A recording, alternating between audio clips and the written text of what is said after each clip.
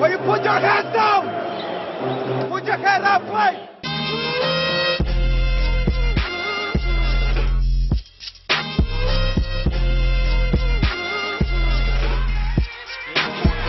Indeed. Got it. There it is. Corner, Luka. Goes in. How did he do it? How did he do it? That is Luka magic. Incredible. Scraping paint off the ceiling. That was on the top of Mount Hood. Well, take a look at this. God, what a pass. Got it off in time. Plenty of time. What a shot. Wow. He is a special young man. There's no question about it. By the way, that was a heck of a pass by Brunson. Yes, it was. But when I tell you, this guy has superstar written all over him. Luka Dončić je spet zlomil internet. Medtem ko ste vi spali, vsaj večina, verjetno, ki posluša ta podcast, spala po noči, je Luka Dončić poskrbel za potezo, ki je kot požar po suši požgala vse na družbenih omrežjih, je glavni hit vseh družbenih omrežij. Tako tole reakcijo recimo snemam dobro uro po zaključeni tekmi. In na največjih družbenih omrežjih, Twitter, Facebook, na največjih spletnih platformah, kot je recimo Reddit, ima ta posnetek skupaj že recimo preko milijonov ogledov. Ko boste vi poslušali tole reakcijo, tale podcast, bo imel že verjetno nekaj milijonov ogledov na vseh teh platformah skupaj.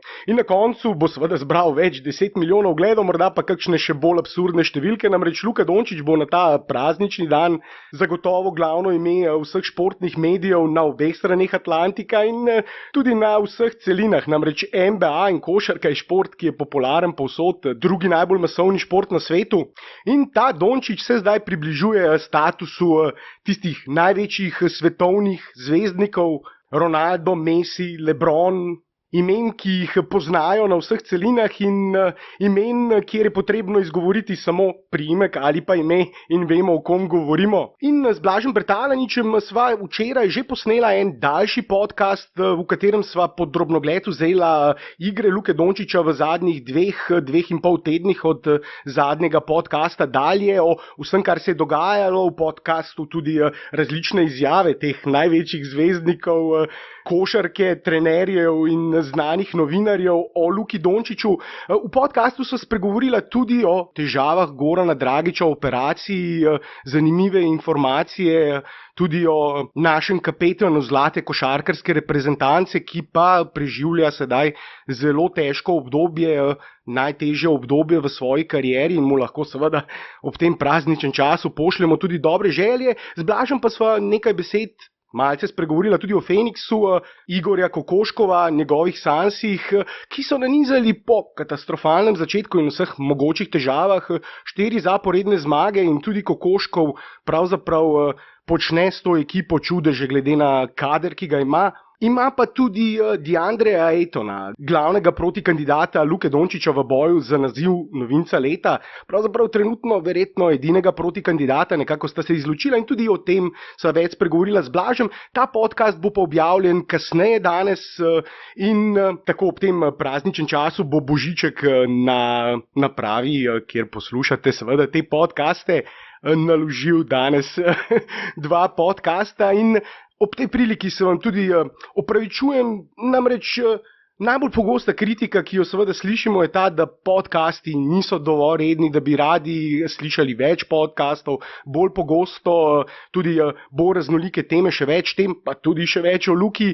In upam, da z novim letom lahko izpolnim to obljubo in da bomo tudi bolj redni. Predvsem pa sedaj čez praznični čas v naslednjih dneh več novih podcastov, tudi z Markom Križmanom na temo najboljših novincev, ne samo Luke, temveč ostalih novincev v ligi NBA, tega izjemnega rookie razreda, ki se bo morda vpisal v zgodovino kot eden najboljših naborov rookie razredov novincev vseh časov. Ampak o tem več v prihodnih podcastih in seveda naročite se na naš Sport Info.si YouTube kanal, kliknite tisti zvonček zraven ikone za naročnino in boste takoj obveščeni o vseh novih podcastih. In seveda bi vas zaprosil tudi, če lahko všečkate tale posnetek in se naročite na naše Sportinfo.si platforme na SoundCloudu in iTunesih ter nas všečkate in pustite kakšen komentar tudi tam.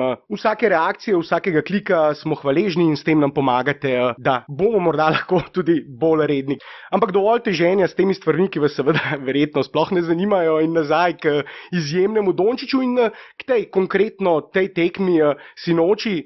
Gostovanje v Portlandu, kjer je Dallas zabeležil že 6. zaporedni poraz.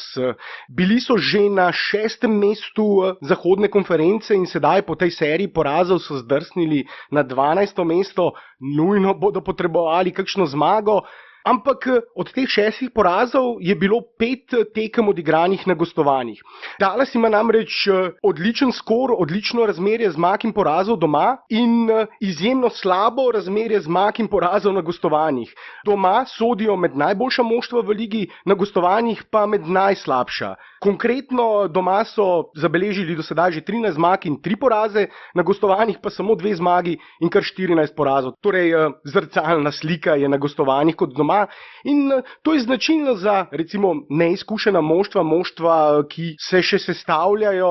In Dallas je imel tudi veliko težav s poškodbami, veliko menjav v prvi in v drugi peterki. Poškodovanih je bilo nekaj ključnih igralcev. Začeli so sezono brez Barnesa, poškodovan je bil Barea. Luka pa kljub udarcem, ki jih je recimo prejel na včerajšnji tekmi proti Golden State Warriorsom, kljub temu, da je igral drugo tekmo v 2 večerih in da tukaj njegova kondicija še vedno šepa, da bo moral še delati na pripravljenosti, je Luka Dončić zopet glavno ime te tekme. In to pravzaprav vse pove. Namreč Dallas je zabeležil 6 porazov, zdrsnili so na lestvici. Lillard je recimo na tej tekmi dal 33 točk, včeraj recimo Durant na tekmi z Golden State Warriorsi, ko je Dallas izgubil 5. zaporedno tekmo, je dal preko 30 točk, odlično igral, ampak na obeh tekmah z vsemi temi zvezdniki se govori samo o Luki Dončiću. In to upravičeno, z svojimi potezami na parketu, z izjemnimi igrami si je to prislužil. On je namreč kot nalašč ustvarjen za to dobo družbenih omrežij, za te posnetke vrhuncev, ki jih delimo vsi na naših družbenih omrežjih. Vsako tekmo poskrbi za kakšno magično potezo in si na ta način seveda prisluži ogromno navijačev in ljubiteljev njegove igre, z vsakim dnevom več. Seveda tudi vedno več tako imenovanih hejterjev. Vsi popularni svetovni športniki imajo svoje hejterje, ljudi, ki jih ne prenašajo, ki jih ne marajo iz določenih razlogov. Od Ronalda do Messija do Lebrona, vsi imajo svoje navijače in svoje hejterje. In tudi Luka zdaj sodi oziroma se približuje temu razredu počasi, s takimi potezami pravzaprav vedno hitreje. Ja, kljub vsem tem porazom Dallasa v zadnjem času, Luka še vedno pravzaprav igra odlično. Na zadnjih 6 tekmah, tej seriji porazov, poprečno dosega 23 točk ob 45% metu iz igre, več kot 34% metu za 3, skoraj 6 skokov, 7,2 podaji, znižal je število izgubljenih žog, samo 2,8 izgubljenih žogi ob 7,2 podajah in to je odlično razmerje med izgubljenimi žogami in podajami. In tudi recimo na tej sinočni tekmi proti Portlandu 6 podaj, 1 izgubljena žoga. Pravzaprav igra odlično, z izjemo seveda nekaterih zgrešenih metov. Polagan v prodoru je zgrešil nekaj metov, morda nekatere tudi pod osebno napako. Kljub temu, da mu sodniki dosodijo veliko osebnih napak, je to edini način, da ga nasprotniki lahko zaustavijo. Recimo proti Clippersom nekaj dni nazaj je Doc Rivers sam povedal, poskušali smo ga zaustaviti z osebnimi napakami, vendar tudi pri tem nismo bili uspešni. In na njem nasprotniki storijo veliko osebnih napak in lahko bi izvajal še več prostih metov, kot jih izvaja. A na koncu met 7-21, 2-7 za 3, 11 skokov, 6 podaj, kot sem dejal, samo 1 izgubljena žoga, 23 točk, z izjemo parih zgrešenih metov in tudi kakšne površnosti v obrambi. Izjemna tekma, predvsem seveda glede na to, da je bila to druga tekma v 2 večerih in tukaj ima Luka še vedno težave z fizično pripravljenostjo, s kondicijo. Vemo, letos poleti si je vzel celotno poletje prosto. Tako so mu naročili v Dallasu, zaradi tega, ker je pred tem 2 leti ves čas igral redno, brez pauze poleti, vemo, reprezentančna akcija 2017 in potem nosil breme celotnega Reala celo sezono. Zato si je vzel celotno poletje prosto in prišel slabše kondicijsko pripravljen na začetek na pripravljalni kamp Dallasa. In mislim, da se mu to tudi sedaj pozna na teh 2 tekmah v 2 večerih, ko igrajo 3 tekme v 4 večerih, kar se jim bo pripetilo sedaj. Ritem je izjemno naporen, vedno težji, imeli so malce lažji ritem na začetku sezone in tudi zaradi tega verjetno Luka na začetku sezone višji odstotki meta, ker je bil bolj spočit, imel več pauze med tekmami, sedaj pa tekme vsak dan, vsak drugi dan in njegov procent meta pada. Tudi recimo, če pogledamo konkretno njegove številke, ko ima 2 dni počitka med tekmami, meče iz igre 50%. Ko ima 3 dni počitka med tekmami, meče iz igre 51,2%. Ko ima pa samo 1 dan počitka, meče pa 39% iz igre. Torej, konkretno, ja, igra slabše in to je verjetno stvar kondicije. In ko bo še to izboljšal, in to je tisto, kar je seveda najbolj fascinantno in zanimivo pri tej celotni zadevi, da je še daleč od idealne fizične pripravljenosti. On je verjetno fizično sedaj na 80, 82, ne bi rekel več kot 85% svojega maksimuma. Pravzaprav ne bi bil presenečen, če je pod 80%, kar je za vrhunskega športnika še vedno ogromen prostor za napredek, ima še ogromno rezerve. In ko bo ta njegova fizična pripravljenost ujela njegovo glavo, njegovo tehniko, potem bo ja, že zdaj ga težko zaustavijo in kot je dejal Doc Rivers, le z osebnimi napakami, pa še to ne vedno. Potem bo verjetno nezaustavljiv.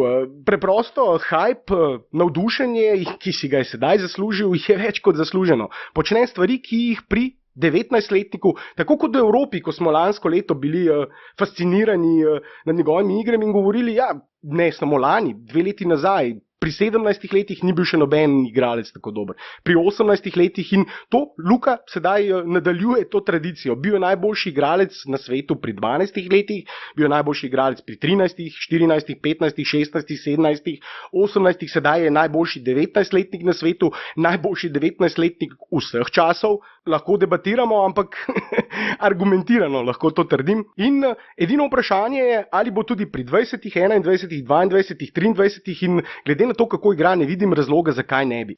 Ampak ta kondicija na teh back-to-back tekmah ni stvar samo Luke, to je stvar vseh NBA igralcev, back-to-back tekme. Po pravilu igralci mečejo slabše na 2 tekmah v 2 dnevih in seveda, ko vzamemo vse te komponente Dallasa, da slabo igrajo na gostovanjih, da so igrali drugo tekmo v 2 večerih, je bilo pravzaprav to, da je Luka izsilil podaljšek s to magično trojko, s to neverjetno trojko, za njih že na nek način uspeh. Potem v podaljšku zgrešil recimo 2 trojki, tudi polaganje, ampak to gre seveda na račun te utrujenosti nedvomno. Ko grejo noge, gre tudi met. Ampak brez Dončića ne bi niti bili v tej poziciji, da bi igrali podaljšek, namreč v zadnjih minutah rednega dela je on že spet prevzel vse vajeti. On je tisti klač igralec, pri njem se vse začenja in končuje v zaključku tekem. Ne še med samimi tekmami in tudi tukaj je recimo vprašanje, koliko je to stvar kondicije, da več napadov zapored se pogosto znajde v kotu in sklonjen malce počiva. Tako da tudi tukaj verjetno kondicija vendarle igra nek določen faktor, ampak ko se tekma lomi, ko se stvari odločajo, takrat Luka kuha. Takrat on kuha in zadeva in počne te magične stvari in ja, v zaključku tekme je proti Portlandu v zadnjih 3 minutah, 2,5 minutah že spet dosegel 6 točk in tista seveda neverjetna trojka, ki jih je popeljala v podaljšek. Potem pa v podaljšku, ne samo Luki, tudi ostalim je zmanjkalo moči, ampak že spet, Luka v podaljšku 6 točk med 2-5, 1-4, zgrešil je 2 trojki, potem še eno po vsem zaključku tudi vrgel, ampak v podaljšku je Luka bil že spet statistično najboljši igralec, ne samo statistično, bil je najboljši igralec Dallasa, 6 točk, 3 skoke, 1 podajo in brez izgubljene žoge. Mislim, da se več od nosilca ekipe ne more zahtevati, razen seveda kakšnega, kot sem že dejal, zadetega polaganja več. Tudi tokrat je recimo zgrešil 1 polaganje proti Nurkiću. Nurkić je recimo v obrambi svoje delo opravil dobro. tudi tisto, kar je njegova glavna naloga, to, da dela prostor z bloki, naredi prostor za branilca Portlanda, izjemnega Lillarda in CJa McColluma. Tudi to je odlično počel in na drugi strani center Dallasa, DeAndre Jordan, njegova največja slabost je pokrivanje strelcev na trojki, na zunanjih položajih, prevzemanje po blokih, pomaganje v obrambi. Tega on preprosto ne počne oziroma počne zelo slabo. On je odličen skakalec in to je tisto, na kar se koncentrira. Ko zgrešijo met, on ponavadi dobi skok. Je eden najboljših obrambnih skakalcev, ampak seveda to samo po sebi ni dovolj. Potrebno je tudi zapirati prostor, pomagati v obrambi in pomagati na teh strelcih. In na koncu Damian Lillard 33 točk za 3, isto kot Luka 2-7 in CJ McCollum 22 točk med 10-20, 50%, vendar ni silil nobenih prostih metov, tako da 22 točk za 20 metov ni ravno najboljši izkoristek, ampak skupaj sta dala 55 točk in to je bilo tisto že spet glavno. One dva sta gonilna sila celotnega moštva.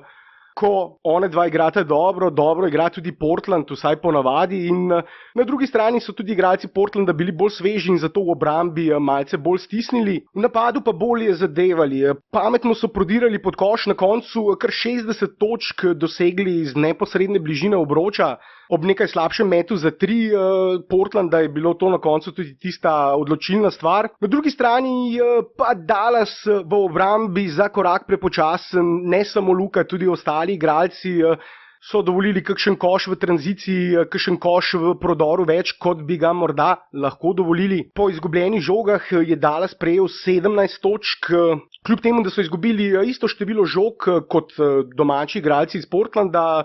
Obe moštvi sta izgubili po 10 žog, je Dallas po izgubljenih žogah prejel 17 točk, Portland pa le 7. Torej, to ponavadi pomeni seveda, da so bolje igrali obrambo v tranziciji domači igralci kot pa gostujoči in že spet mislim, da gre to na račun utrujenosti.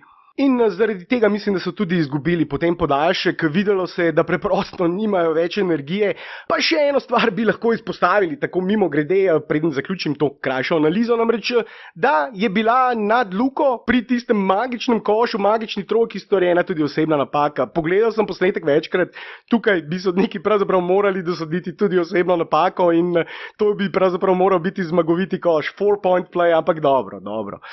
Kot sem dejal, Luka še ni superstar, še ni superzvezdnik, nedvomno je pa že zvezdnik. Nedvomno je pa zvezda, to je rekel LeBron, to ponavadi po vsaki tekmi pove vsak zvezdnik nasprotnega moštva, s katerim se slišal, to povejo trenerji in to govorijo tudi tisti novinarji, ki ga recimo niso marali, ki so dvomili o njegovem uspehu, ki so dvomili o tem, da lahko iz Eurolige pride in takoj igra odlično. Tudi te so zdaj postali navdušeni navijači Luke in o tem pa seveda več, tudi podrobno o teh porazih zadnjih Dallasa, predvsem seveda tale faktor Novickega, ki ravno, ko se je začela ta serija porazov, se je tudi vrnil Novicki in malce spremenil rotacije. Ni on glavni krivec za te poraze, ampak je legenda daleč od nivoja tudi lanske sezone po operaciji in druga peterka je z njim izgubila ta naboj. Danes sicer ni igral in druga peterka že bolje. Več o vsem tem, kot sem dejal že v uvodu v podcastu, ki bo danes kasneje objavljen, ne spreglejte ga, naročite se nanj, tudi več o Dragiću, več o Kokoškovu. Za zdaj pa vam samo želim lep, prijeten praznični dan in se slišimo, upam, da seveda, če se naročite in odkljukate tisti zvonček zraven, kasneje danes skupaj z Blažem. Lep pozdrav, se slišimo.